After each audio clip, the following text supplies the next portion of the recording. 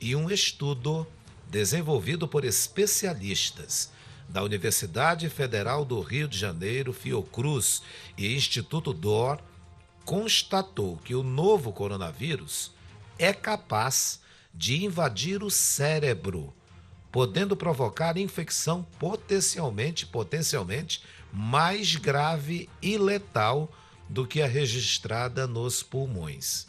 E é sobre isso que agora nós iremos conversar com o neurocirurgião Cláudio Correia. Bom dia, neurocirurgião Cláudio Correia. Como vai o senhor? Tudo bem, Patrick? Um prazer. Tudo bem, muito obrigado por atender a nossa equipe. Esse estudo, ele mexe com todos nós, né? E com base nesse estudo, como que o novo coronavírus afeta o cérebro humano? Muito bem. Em primeiro lugar, é importante deixar claro que essa é uma doença que está trazendo a cada dia informações novas. No começo, acreditava-se apenas no processo inflamatório pulmonar, depois verificou-se uma alteração das artérias e dando várias outras alterações em diversas partes do organismo. A alteração que acontece no cérebro, ela principalmente acontece nos idosos, porque já existem várias comorbidades que afetam o idoso, né?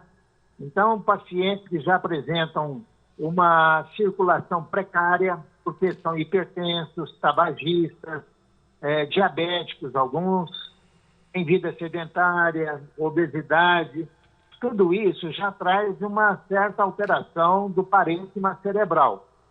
Agora, a ação direta do vírus pode trazer ou incrementar alguns desses déficits que o paciente já apresentava.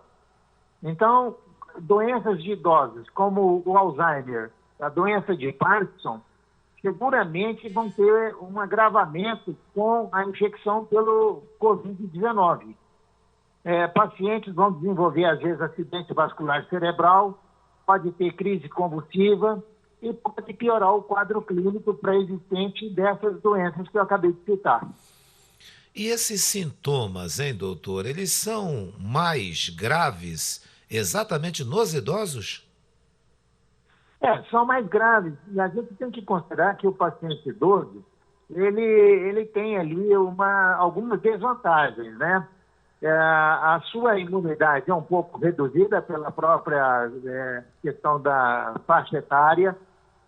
Muitas vezes ele já é acompanhado por doenças que comprometem o sistema nervoso. Eu citei aqui duas delas, aliás, citei várias, mas eu enfatizaria duas, que é a hipertensão arterial não muito bem tratada ao longo do tempo e alguns que têm diabetes, que todas essas patologias que eu citei vão comprometer a circulação cerebral.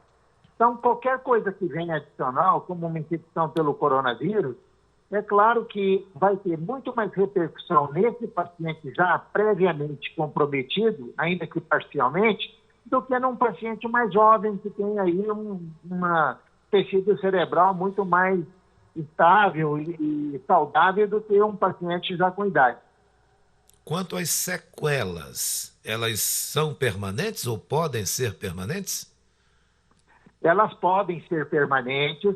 A gente sempre tem que lembrar que quando você tem um episódio agudo, o próprio tecido cerebral, por exemplo, num acidente vascular cerebral, ele tenta recuperar parte daquilo que foi perdido. Mas seguramente voltar à completa normalidade diante do evento, isso não vai acontecer. Então, sequelas poderão acontecer, sim, em graus variados, e a recuperação absoluta é mais uma coisa hipotética do que prática do que a gente observa no dia a dia. Agora, doutor Cláudio Correia, o senhor que é neurocirurgião, já existe um tratamento, pelo menos, sendo estudado aí? Então, nas comorbidades que eu citei, como doença de Parkinson, e nas dores crônicas que afetam os idosos por processos de artrose e outras doenças que acompanham osteoporose, tudo isso o paciente mais idoso, existem várias alternativas minimamente invasivas que podem trazer uma qualidade de vida bem melhor para o paciente. né? Aqueles que são portadores de Parkinson, por exemplo, pode ter implantado numa cirurgia muito segura os eletrodos no cérebro, né? Que é a chamada estimulação cerebral profunda. Você pode implantar sistemas de liberação de analgésicos no sistema nervoso através de equipamentos eletrônicos. Então, existem muitas opções terapêuticas, clínicas e cirúrgicas, que são minimamente invasivas, com baixo risco operatório e que vão certamente trazer qualidade de vida a esses pacientes. No próximo dia 1º de outubro, doutor, é aí o dia do idoso, né? Eu gostaria que o senhor, diante de tantas ameaças à pessoa idosa, muitas com comorbidades, que o senhor nos dissesse como envelhecer com mais saúde.